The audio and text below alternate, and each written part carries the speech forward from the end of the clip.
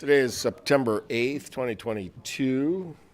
This would be a special executive committee meeting that I have called to order. Can I get a motion on the resolution on the agenda, please? Okay, not everybody, but plenty. Ms. Duncan and Dr. Blair on the first and second. We would go to discussion then.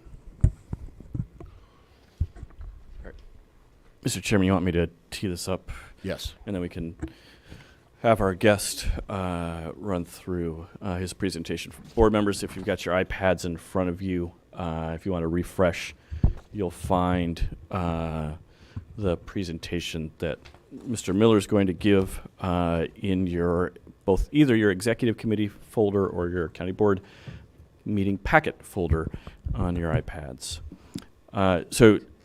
Mr. Chairman, this is a request for a budget amendment in the amount of $50,000 from the general fund. Fund balance, it would go into the special projects program in General County in consultant services. The purpose of this request is to partially fund the consulting fees associated with preparing an application to the Federal Railway Administration. Earlier this year and for the last year, a work group that has been co-chaired by Mayor Ali from the City of Peoria and Secretary of Transportation Rayla Hood has been meeting and talking about restoring passenger rail service to Peoria. The coalition that they have built includes state senators and state representatives from the Peoria area and from north central Illinois. That would include the communities of LaSalle, Peru, Utica, Ottawa, Morris, and going up towards Joliet. That work group started off small, but is now in excess of 50 or so people.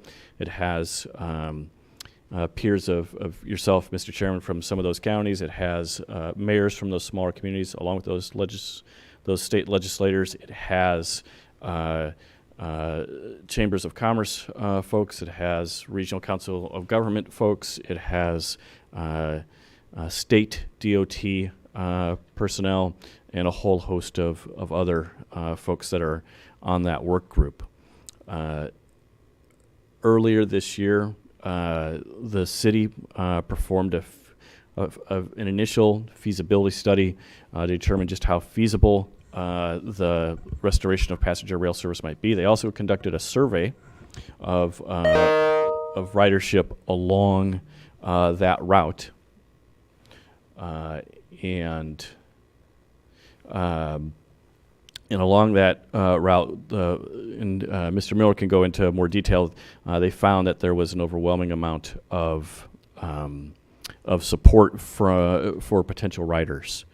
So the next step in the process is to prepare the application for this feasibility study and for a new program that the FRA has created. It's part of the $66 billion that's been appropriated for passenger rail initiatives over the next 5 years by the federal government. The program is the Corridor Identification and Development Program. What that program does is it identifies future rail corridors across the entire country, and then it funds a variety of programs going forward. That includes the feasibility study that we're talking about today, and it will also fund eventually construction of enhancements to actually allow a rail line to become usable for passenger rail services, or if no rail line exists, the construction of a new one. What we're talking about here is upgrading an existing freight line so that it could be used for passenger rail services. The city of Peoria is going to contribute $100,000 towards the consulting fees. Just yesterday, Tri-County Regional Planning Commission approved $50,000. The North Central Illinois Council of Governments, which is the other end of the line before you get to Joliet. They're looking to contribute $50,000. They've got to determine how they're going to split that up amongst the communities up there. And then the ask before us is for $50,000. That would total roughly $250,000, and that would cover the cost of getting us preparing the application to get into that program. And then once in the program, then there's a whole host of other steps to be made. Should this be approved by the board, it does not commit us to any future expense. Like most federal DOT programs, because the Federal Railway Administration is part of US DOT, most of their grant programs, including these, are an 80-20 split, so the federal government pays 80%, and then the local match is 20%. We are on a similar path to passenger rail, but we are behind the communities of Rockford and the Quad Cities. And in both of those cases, at the step that we're at now and at future steps, the state of Illinois Department of Transportation has funded that local 20% match. So, Mr. Chairman, while we allow Eric to come up to the podium and give us a presentation, let's go ahead and do that, but you probably also would need to get a quick motion to allow Ms. Relaford to participate remotely. Thanks, Phil. A second. Thanks, Jim. All is in favor? Aye. Any opposed? Okay, then we would admit Rachel by a teleconference or telephone. What am I talking about? Phone. For those of you that don't know, Eric is the CEO for the Regional Planning Authority. He is an expert in many affairs that have to do with transportation and regional planning. And I think we're lucky to have him. And I appreciate you making time in your calendar to come down and answer some questions today and give us an overview. I'm glad to be here. Thank you for having me. Can everybody hear me all right? I'm not sure that this is picking me up. Thank you, Scott, for giving a very complex overview of where we are. Most of my presentation was with what Scott said, so I'll be very brief in going through this, and we'll get to the questions. Again, passenger rail has been a priority for this region ever since I've been involved in the commission since 1990. I think ever since the, what was, if some of you may remember, the Prairie Marksmen pulled up stakes in East Peoria and left in 1981. I think there's been a desire amongst some folks to have passenger rail serve what is the second largest region outside of the city of Chicago. And that's one of the things that our mayor is very quick to point out, Mayor Ali is quick to point out, is that we are the largest city without passenger rail. We are the largest region without passenger rail. Similar efforts, as Scott explained, are going on in Rockford, Dubuque of all places. Nothing wrong with Dubuque, but Peoria is bigger than Dubuque, and the Quad Cities area. We are currently not serviced by Amtrak, and I think there is a strong desire by all the people, all the persons that Scott mentioned, to sort of get that back on track, pardon the pun. So why passenger rail? If you go to your slides, enhance the transportation system of the greater Peoria region, of course. Again, we feel from an economic development standpoint, from a business attraction standpoint, from a resident attraction standpoint, that passenger rail would be well received to this region as we try to get folks out of their cars, out of the congestion of going to Chicago. You know, you drive to Chicago today and it's typically bumper to bumper on any given day, well outside of the I-80 corridor and even going further south. So that's not going to get better. It's dangerous, lots of truck traffic. It would be nice to have additional options to provide for transportation. The other area of concern here is the equity issue. Not everybody has a car, right? We all understand that cars are not affordable or not desirable by some populations. That they just don't want a car. They want to be able to get around and go to our largest region, our largest metropolitan area, by not using a car, not having to pay for the cost of a car. So that's another reason. So we asked IDOT to conduct a feasibility study. This was asked by the group, and they were more than willing to do that. It was a very high-level feasibility study, but it included all routes throughout the region, including east-west routes and including a southern portion of the route. We had two previous studies that were performed, one in 2011, one in 2013, that looked at the feasibility of commuter rail between technically East Peoria and the Bloomington Normal area. And that proved not feasible, mostly because of ridership. I think the East Peoria, the limitation in not coming downtown sort of hurt the ridership, which you might imagine. We all understand if we want a train, a passenger rail, we need it to come downtown. We need to foster the growth of the downtown and take advantage of that. So those two studies were not successful, but they were successful in sort of putting Peoria in sort of the memory banks of some of the Amtrak officials. One of the most interesting things that came out of this feasibility study included the public engagement survey that Scott said.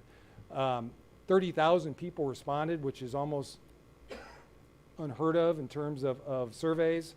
28,000 of those 30 indicated that they would be more than likely willing to use Amtrak if it were offered at an affordable price, it met their schedule, all those sorts of things.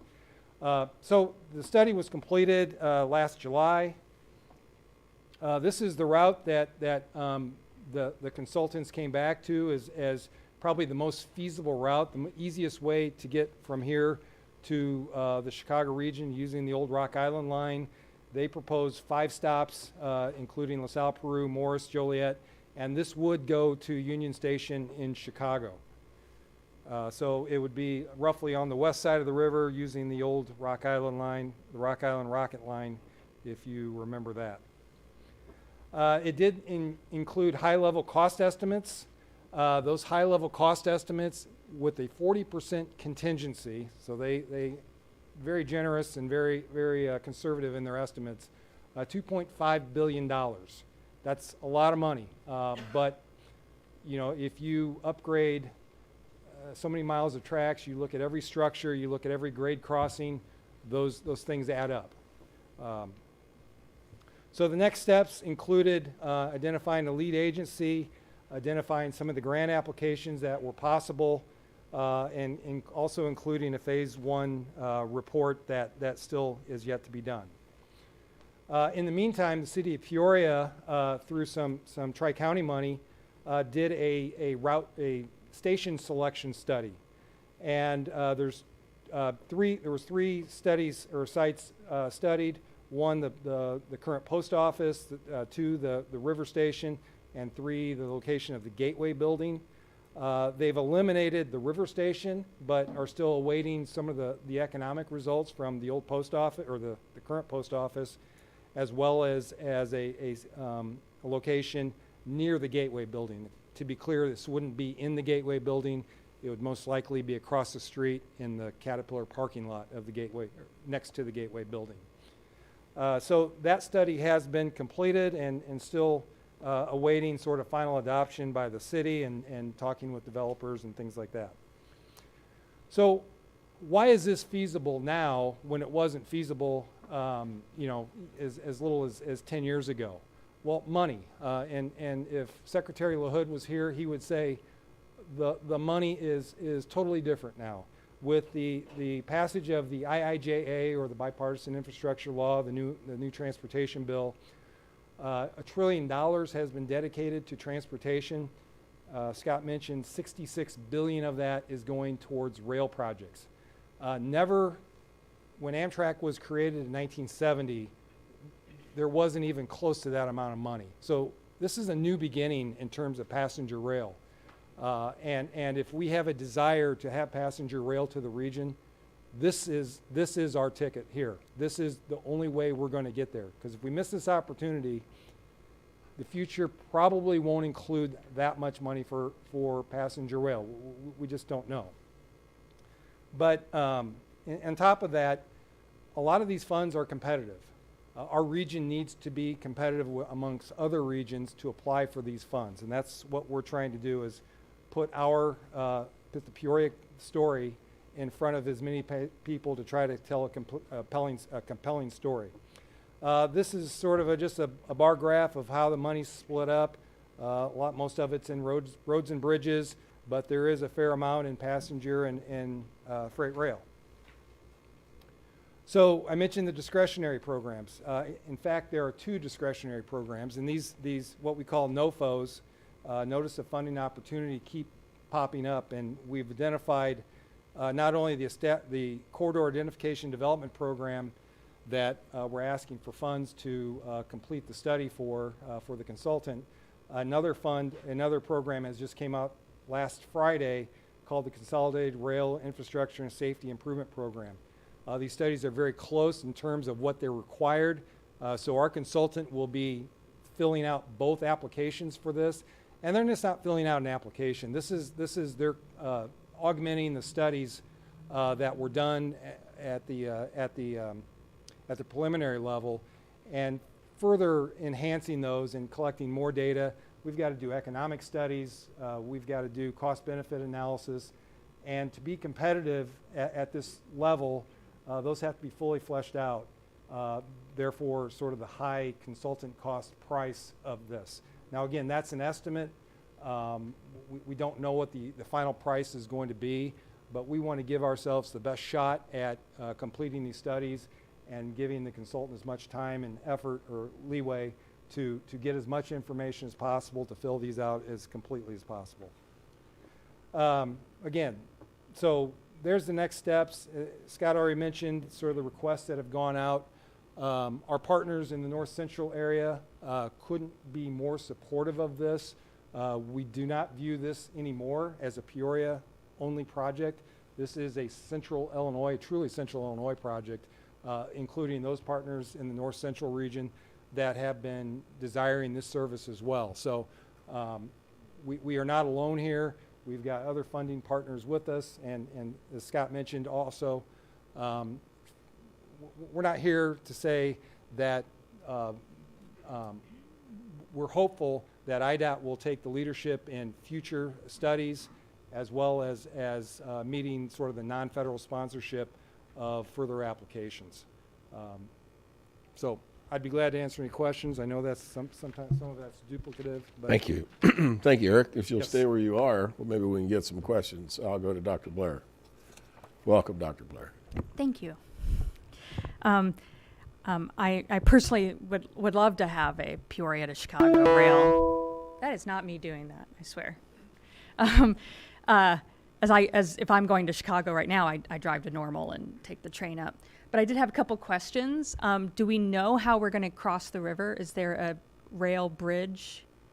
There'll be several bridges along the line. Yeah, I was thinking the don't know Illinois if River, yeah. Illinois River will actually, I guess it'll be crossed up in the Morris area. So I presume that the cost of upgrading or making the rail bridge safe for travel is included in that $2.5 billion cost. But there will be no local rail crossing here. Okay. And then looking at the local sites, I know all 3 of those flood. Is this going to be an issue if we're looking at those as selected sites? The site will not be in the flood zone if that's the question. It'll be out of the flood zone. Correct. Thank you. Next.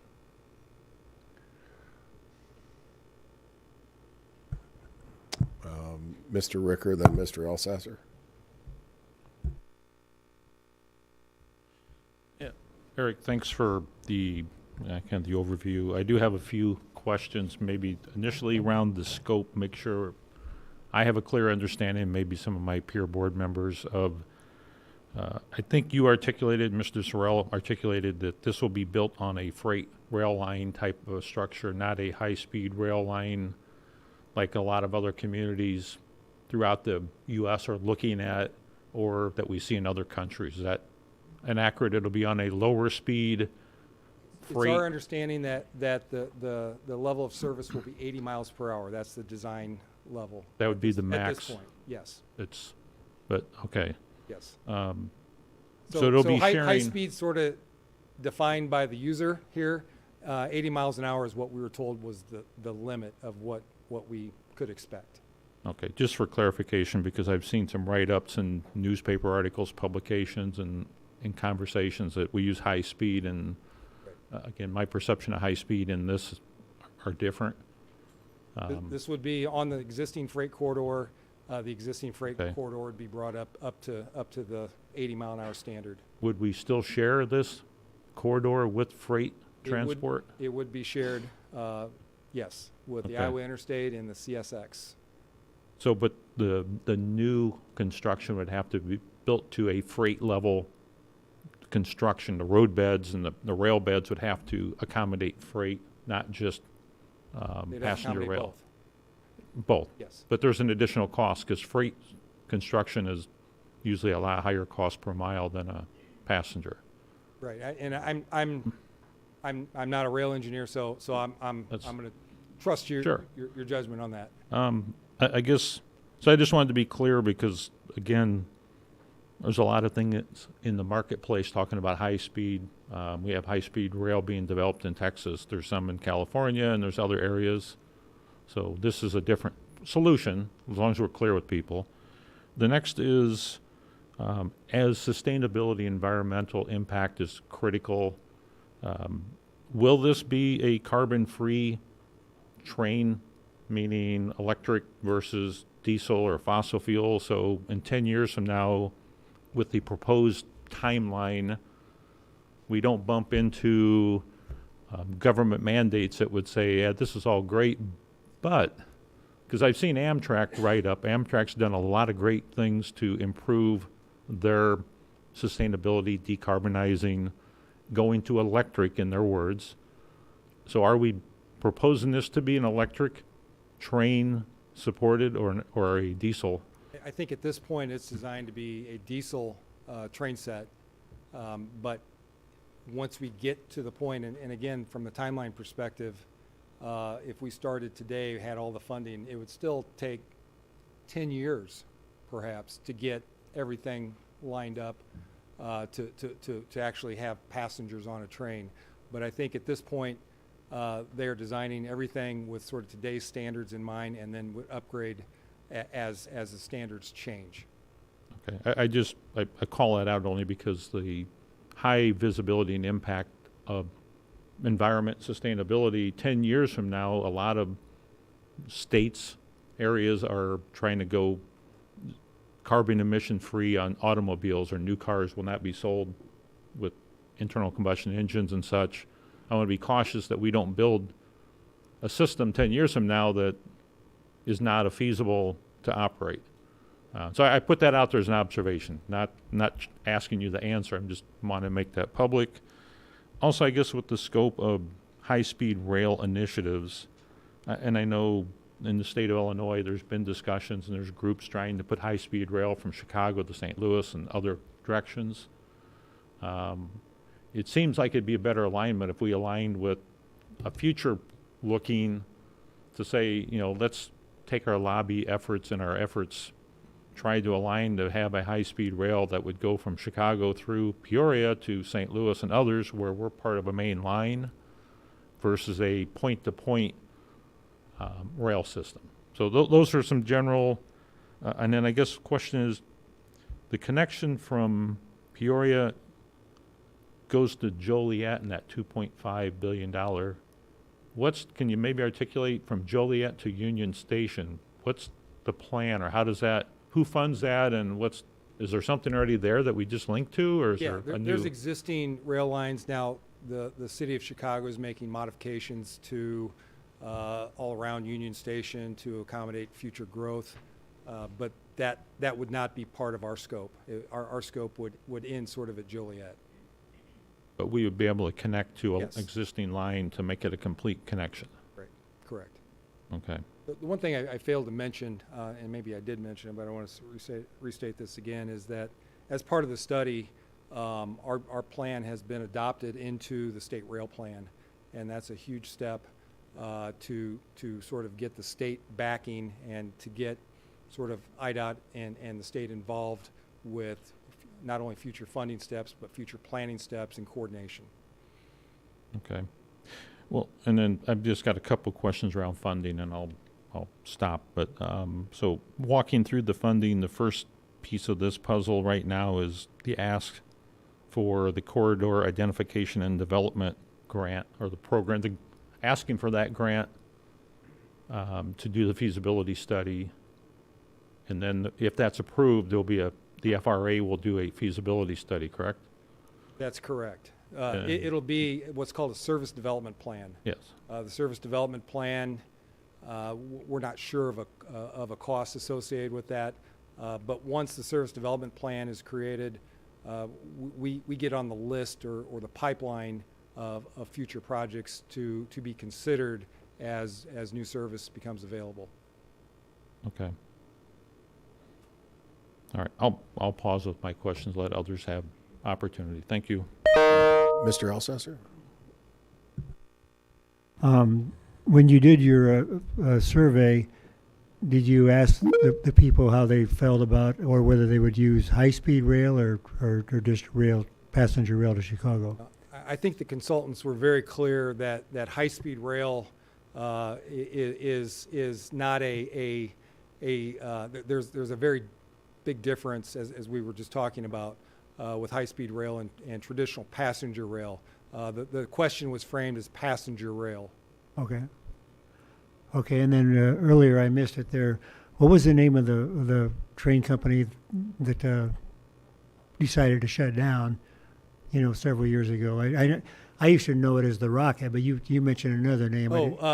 Amtrak operated a service called the Prairie Marksman Prairie Marksman. in their late 70s, early 80s.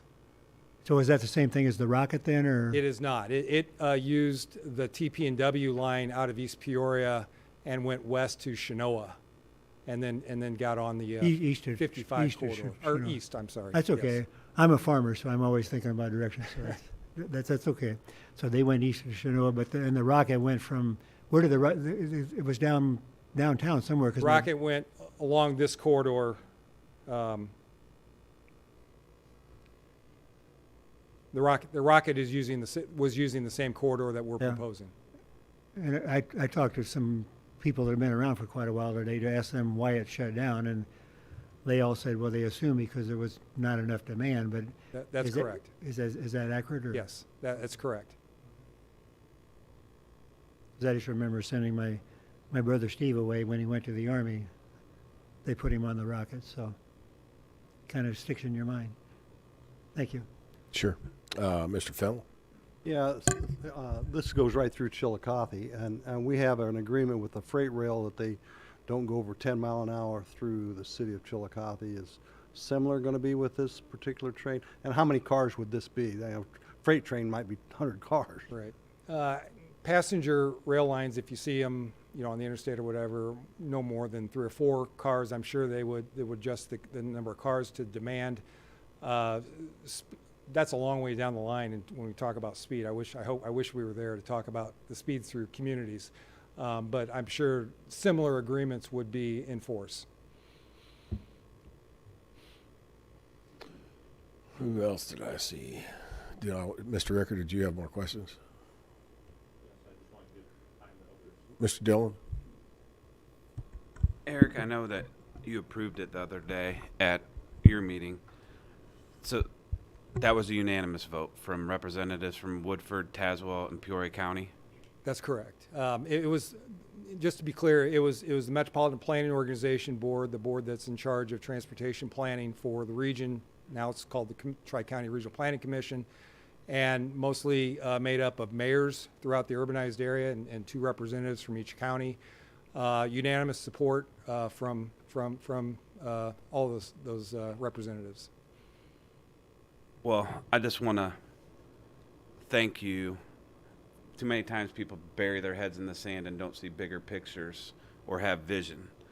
I've grown up in this town, and for as long as I can remember, I can hear people saying, I wish I had train service. I know people in Chicago that come here for work and say how much nicer it would be able if I could just hop on the train station, come down here for my meeting instead of getting stuck in 80 every day. I think 50,000 is a very reasonable amount of money.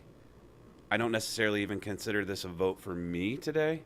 I see this more as a vote for my daughter, who hopefully would live here someday and be able to access this. I know me and Andrew live very close to Bradley. I can only imagine how many Bradley students would probably want to use this service, considering a high population is from Chicago. So I want to applaud what I consider a very bipartisan effort of local representatives, former federal representatives, and state representatives from both sides of the aisle, at least having vision to try to bring something to this community to better it.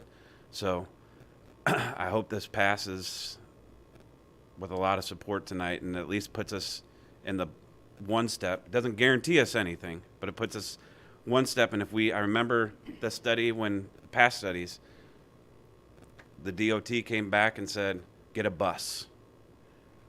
This is the one time I can ever remember in anybody's lifetime. There's federal money set aside. There's state money specifically for new railways. So if we don't ever take this opportunity, this one moment in time, it's gone. I don't see it happening in my lifetime with more money coming this, because some people have waited a lifetime to even get to this point. So I appreciate you guys taking the lead on this in the city of Peoria and coming up with a creative idea. Thank you, Mr. Dillon.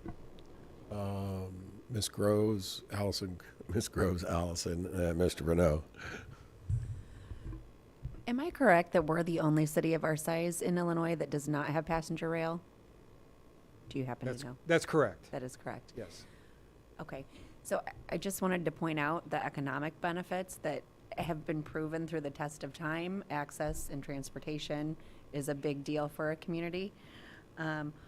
Also, Ray LaHood's involvement in this. I mean, it was mentioned briefly, but if anybody knows transportation, I'm going to assume it's him. So the other point that I believe it was you that mentioned, or maybe Scott, committing to this study does not commit us to any further dollars beyond this. This is us getting this underway and helping with that. So I think that's all I had. Thank you. Mr. Renault? Thank you. I hate to put Dr. Blair on the spot, but I know you mentioned in your statement a personal reason why it would benefit you, but you are a doctor and have a PhD in business. So what are the benefits as far as making Peoria more attractive business-wise, attracting people, retaining people? If you could just make a comment on that, I would appreciate it. I think this allows people to commute either to or from Chicago. Maybe not every day, but in a situation where they can go home every weekend. And that has huge economic benefits to both having talent stay and come to Peoria. We know that the more we can bring talent in this area, the more we can have businesses supported by that talent. And I think that is a fantastic opportunity. Thank you. You done, Mr. Renault? Okay. Others? Hi, Ms. Daly. Well, I think that everyone on the board knows how fiscally conservative I am, but I have to say, when there's federal money available and it's going to go someplace, and we're the only metropolitan area in Illinois and one of the only metropolitan areas in the entire Midwest that does not have rail service, I don't know how we could not support $50,000 to look into this.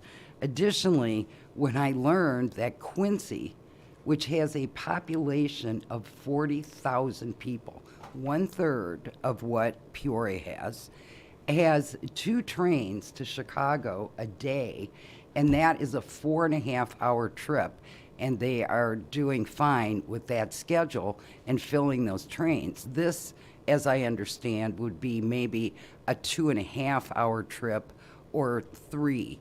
But, I mean, so I don't know how we cannot support looking into this, because my 3 children who all moved away said, this is the hardest place to get to, and it's very discouraging to try to get them to come here. And I think that this is an important step forward.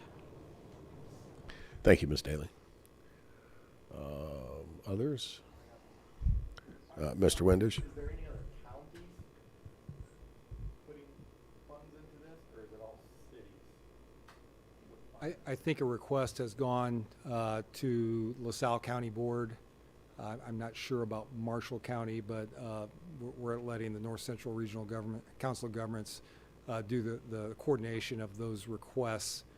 Again, Tri-County Regional Planning Commission made a commitment on behalf of the region. Obviously, Tazewell and Woodford are a part of that, and so is Peoria for that matter. But that's Where does like their money come from for these studies? whose money? What percentage of the money is coming from like tax? Well, I presume 100% is coming from taxing bodies, because that's who we're asking the money from. That's correct. This would be the study to develop the application. Is it? But this is a study for an application. It's a study to complete the application. So there's information collected from a variety of sources. There's more information needed. Economic studies and things like that would go towards that. So yes, you're correct, and it's a study. But the goal is an application as opposed to a plan.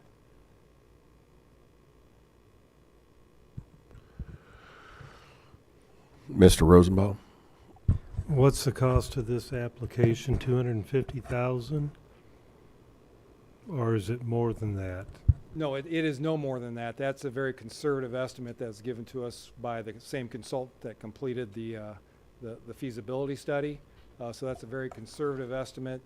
We don't know exactly what it'll end up costing, but 200. We were given a quote of between 200 and 250,000. So Peoria's voting for 100,000, the county's doing 50, excuse me, Tri-County's 50,000. So if we were all to vote, that's 200. So all the other, there's 1, 2, 3, 4. Joliet putting any money in, or Morris, My guess is Ottawa? that we will not ask Joliet to participate, since they're already served by rail. Okay. So the basically Peoria County, this region's one that's doing all of it, and the ones up there, there's no guarantee they're going to put any money in, correct? They're being asked. Now, I can't. Obviously, we can't speak for their boards and what their thought process are, but just a general reaction to their, they're very enthused about this.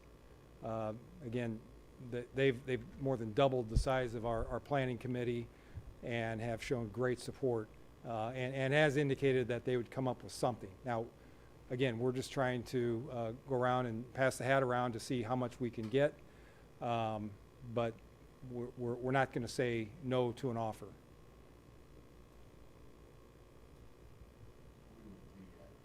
We would be at 6 o'clock, so if members who haven't asked questions want to, Phil?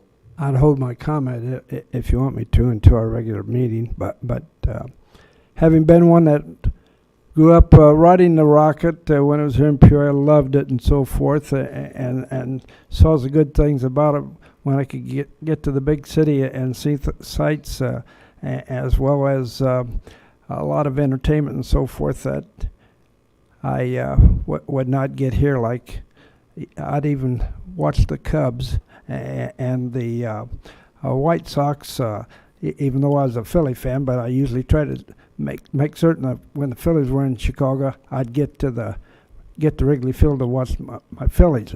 But I really enjoyed it, and I thought when it died, I thought, oh, it's done. And when these people started talking about resurrecting the rail service, I thought, they're out of their minds. They'll never get it done. But you know what? It looks like, from all the positive comments tonight, that we got a chance to help this. I didn't know for sure whether it was a good thing or not, but looking down the road, and I'm certainly not going to be around when this, of course, is achieved. I think it's definitely a positive thing for our community. one thing that you mentioned, Eric, towards the end of your presentation, you said something about if we invest this 50,000, then maybe the state will rail service is going to change, and so or they're going to come forward with possibly more money in the future and so forth. I looked here at some of these items. Maybe I just misunderstood, but it says the 14 criteria previously discussed, and you probably know what I'm referring to, but I looked at number 8 there, and it says whether the corridor is included in a state's approved state rail plan. So it is included. It is included. Okay. Thank you, Mr. Salzer. Again, we would be at 6:02. If folks have questions they want to reserve to the general session. This is a question for the committee. Requires a simple majority to get it out of committee. I'll hold starting the regular meeting. If others have questions in this meeting, I don't mind, but I'm just trying to keep us a little closer to being on time. Mr. Ricker.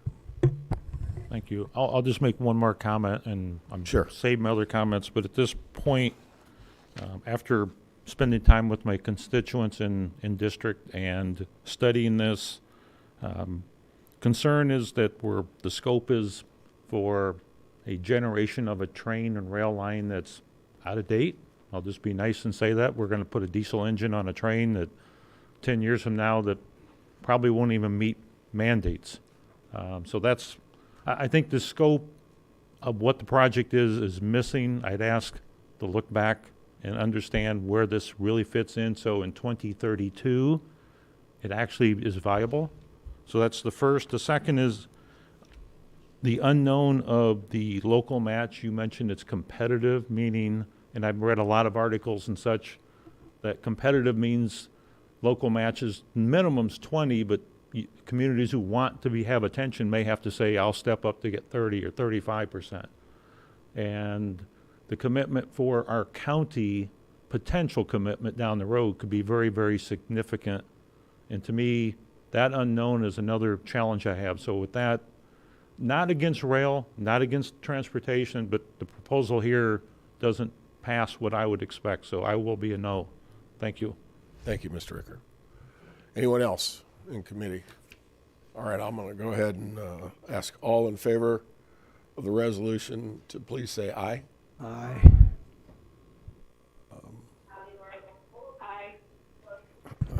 Thank you. We'll have to get her in the meeting. That sounded like Kate. Did I hear Rachel Relaford? Okay, thank you. All right, so all opposed, please say nay. How about putting your hands up so we can get a count? So I have Steve and Mr. Rosenbaum and Ms. Relaford on the nay. Did you get that, Jen? Okay.